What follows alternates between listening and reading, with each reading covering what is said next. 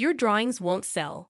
If you have time for that, get a part-time job, Liam declared, tearing up the tickets to my art show before my eyes. As the torn pieces fluttered to the ground, tears welled up in my eyes. The dream I had nurtured since childhood, finally realized in my own art exhibition, was consistently belittled by both Liam and my in-laws whenever I picked up a pencil. Despite the constant criticism, I persisted. I juggled household chores and the care of our daughter Lucy, never neglecting my responsibilities. I refrained from criticizing Liam's hobbies, but this blatant disrespect was too much to bear. I decided I wouldn't forgive Liam. It was time to live life on my terms, without allowing anyone to dictate or complain. Picking up the torn tickets, I locked eyes with Liam. I'm Emma, 35 years old, married to Liam since I was 22. Lucy, our only daughter, just started elementary school. As a mother, seeing her adapt to school life brings me some peace of mind. After seeing Liam and Lucy off and completing household chores, I settle at my desk. Working as a freelance illustrator, my clients range from individuals to corporations. Despite steady commissions, my family has never acknowledged the value of my work.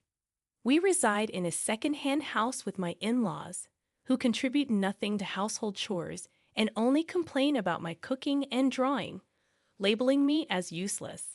Their belief that drawings can't make money persists, despite my explanations. They suggest I give them money from the Social Security checks they receive, claiming it's proof of their past hard work. I proposed living separately, but Liam always defends his parents, making me the villain. Lucy adores her grandmother, who spends her money on toys for her. Lucy compares me unfavorably, believing her grandma would never say no. When I intervene, Lucy accuses me of being mean, causing public scenes. One night, after Liam scolded me for making Lucy cry, he decided that he and his mother would take care of her. This commitment lasted only 3 days before I was once again tasked with Lucy's care. Despite the challenges, my art thrived. Receiving an email invitation for a solo exhibition, I embraced the recognition from clients who appreciated my work. Working tirelessly into the night, I created new pieces for the upcoming exhibition. Despite my family's indifference, the thought of showcasing my art to a wider audience fueled my determination. Facing a dilemma about inviting Liam to the exhibition, I approached him during a baseball game he was engrossed in. His response dashed my hopes as he revealed plans to hang out with friends on the day of my exhibition. "Oh, can't you spare a little time?" I pleaded. "My artwork's been recognized, and I have a solo exhibition coming up. I was hoping you'd come see it." Liam remained fixated on the TV, silent. Desperation edged my voice as I repeated, "It's my first solo show. Some of my regulars even helped plan it. And I've got some new pieces on display." "What the hell are you talking about?" Liam finally looked at me, disdain in his eyes. "Don't drag me into your little hobby. It's not a hobby. Some of the displayed artwork might even sell. Who the hell's gonna buy your drawings? If you've got time for that, why don't you just get a part-time job?" Liam shouted, snatching the ticket from my hand. He tore it up, and the torn pieces scattered at our feet. Staring at the fragments in shock, tears welled up. Picking up the pieces, it became clear Liam would never understand my profession. I never belittled his hobbies, yet he never allowed me the same freedom. "I've had enough," I glared at him. "I can't take it anymore," I declared, venting my feelings. The words solidified my resolve. I'm gonna break up with Liam. To be honest, the thought of divorce had always been on my mind. I've already got a contact number for a lawyer who assists in the divorce process. But every time I considered it, Lucy crossed my mind. Our child needs both parents. Moreover, if I left, Lucy would have to transfer schools. That's what I'd endured all this time. But that ends today. Ignoring Liam's calls, I returned to my room. Packing my things, I confirmed the lawyer's business card was there. Heading to Lucy's room, I found her doing her homework at her desk. "Mom, I'm sorry," Lucy said. Looking at her face, guilt washed over me. I hugged her, and Lucy looked puzzled. Lucy, I've decided to leave this house. What? The innocence vanished from Lucy's face. Although guilty, I continued. What do you want to do, Lucy? Stay here with Dad or come with me? Expecting her to choose her grandma, Lucy surprised me. I want to be with you, Mom. Lucy, I love the paintings you make, I said, and Lucy laughed. She smiled shyly and pointed at her desk. Just trying to be like you. I want to be a good artist too. No, you're already good. You'll surpass me soon. Tears filled my eyes. Lucy was drawing a young girl standing in a flower field, a theme I often drew. Leaving a note and the lawyer's business card on the dining table, Lucy and I headed to my parents' place. They welcomed us without hesitation, aware of the situation. It must have been tough with Liam behaving like that, Emma, my mother said. Yeah. Before I could catch my breath, my cell phone rang. It was Liam, seething with fury on the other end. Emma, where's Lucy? She's with me. She decided to stay with me at my parents' place. If we're going through with a divorce, we'll need to discuss Lucy's arrangements. Though I aimed to shield Lucy from confusion, I yearned to seek support from my parents before navigating the divorce process. Surprisingly, Lucy opted to accompany me. Dad, do you want to talk? Yes. I handed the phone to Lucy, and Liam's tone softened instantly. Lucy, are you okay? Yeah, Dad. I'm sorry, but I want to be with Mom. Why would you say that? Staying with her will make you unhappy. Come back home. Dad, that's not true. Lucy replied calmly, revealing a surprising maturity. Mom tried her best all the time. I've seen it. But you and Grandma kept saying hurtful things about her paintings. I'm worried about Mom. That's why I want to stay with her. With that, Lucy ended the call and gave me a bashful smile. I patted her head. Although it seemed we had no allies in that house, Lucy had been watching. In the following days, Liam bombarded my parents' home with calls and letters, all demanding Lucy's return. It's okay. Everything will be all right. Yeah, thanks, Mom. I continued my work as an illustrator, maintaining a calm demeanor while working from my parents' place. Unlike my in-laws, my parents contributed to household chores, and we supported each other. Naturally, I spent more time with Lucy. She asked me to teach her how to draw and help her with her studies, and I always responded with a smile. Alongside household chores, my art also demanded my attention. Still, I never mistreated Lucy, who had chosen to stay with me. As the day of my solo exhibition approached, my father couldn't attend due to work, but I decided to take my mother and Lucy. Then, one day, a knock echoed at my parents' front door.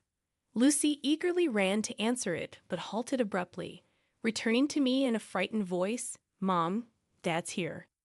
I had anticipated Liam might show up in person eventually. I took a deep breath. I had no intention of letting him in or even opening the door.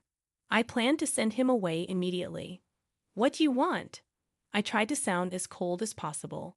To my surprise, Liam's reply was, Emma, please come back. I was wrong.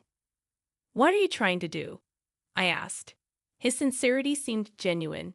In a weak voice, Liam continued, My parents aren't doing anything. They're just eating fast food, and the laundry's been piling up since the day you left. It seemed my expectations were coming true.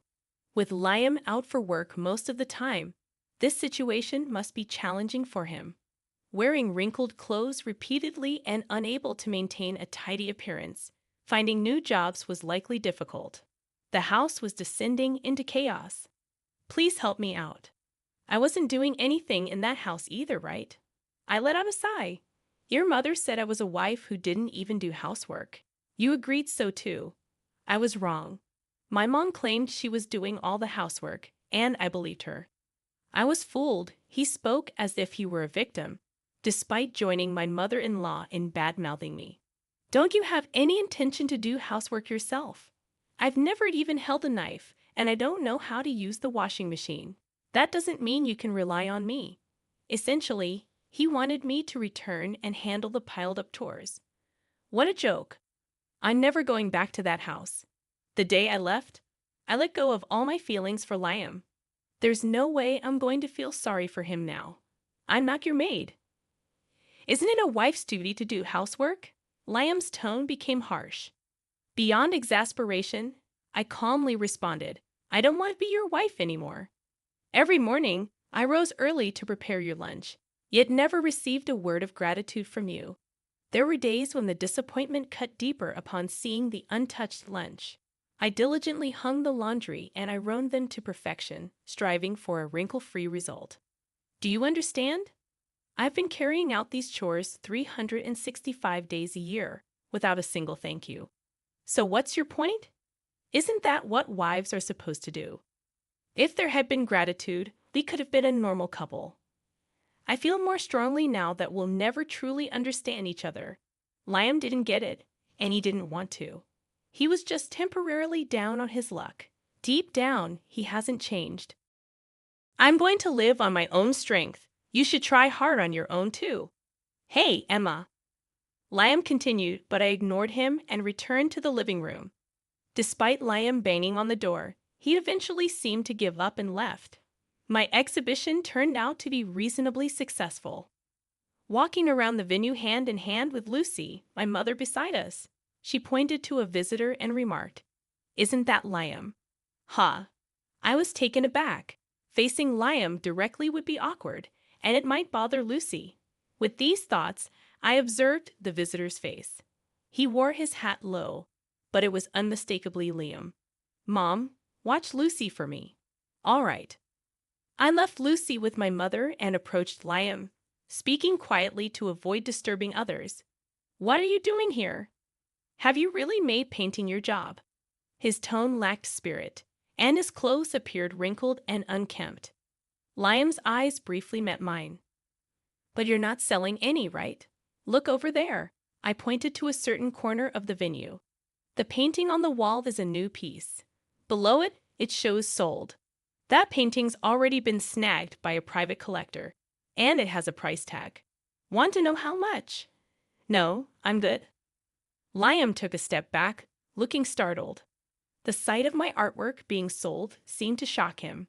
Excuse me, do you have a moment? A local newspaper reporter approached, expressing their intent to feature the exhibition in an upcoming article, along with an interview. For freelancers, networking is crucial, and this was a welcome opportunity. Liam's eyes widened. You're really making it big, aren't you? Well, let's just say I make more than you do, I replied matter-of-factly. Liam looked flustered, letting out a groan. He seemed to grasp the reality that our incomes were just enough to get by, and his parents' social security checks weren't the financial cushion they believed them to be. Emma, you're really something. What are you talking about now? I walked away from Liam, but he followed closely. Emma, let's start over. Paint as much as you want. I'll help with the chores. Please come back. I didn't respond. His plea felt too self-serving, leaving me dumbfounded. Then I noticed someone watching, a ragged-looking couple. It was Liam's parents. Standing in front of my sold painting, their eyes darted between the sold sign and me. They didn't even glance at the artwork. They were simply astonished that my paintings could turn into cash. Liam, how did you get in without the ticket? When I told them I'm the husband of the illustrator, they let me in. You mean ex-husband? I corrected, irritation evident. By tearing up the ticket, Liam had severed any benefits from my artwork. Now he had no choice but to rely on his income and the meager social security his parents boasted about. Excuse me, this artwork is wonderful. Thank you. Another customer complimented, leading to another painting being sold. Liam and his parents stood there, visibly stunned. From the next day, relentless calls from Liam flooded in. Dad, what the heck happened? I wonder what should we do?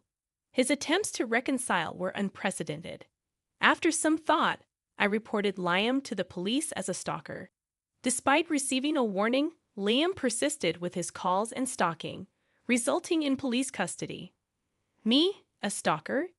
You gotta be kidding. I'm her husband. That was his futile argument, considering we were already divorced. His parents, embarrassed and feeling the judgmental gaze of their neighbors, distanced themselves from Liam as if fleeing. Regardless of where they went, rumors followed. My family never approved of my job. That must have been tough, I shared during an interview. I'd opened up about the agony of not receiving recognition for my work from Liam and his parents. The headline in the local paper read, "Rising Star Creator, a Tragic Heroine." Despite adversity, she continued drawing. Looking at the article, it felt as though it was about someone else. Being labeled a tragic heroine wasn't as glamorous as it sounded. It was indeed challenging. However, things had changed for the better. I now had my daughter, my parents, and fans who appreciated my work. Liam, the very thing you rejected, had this much power. Thanks to the feature in the local paper, my reputation as an author improved. I started receiving more work and could support my daughter on my income alone. Staying at my parents' house felt uncomfortable, so I rented an apartment near my daughter's school. My parents seemed disappointed, offering, "You can always stay with us.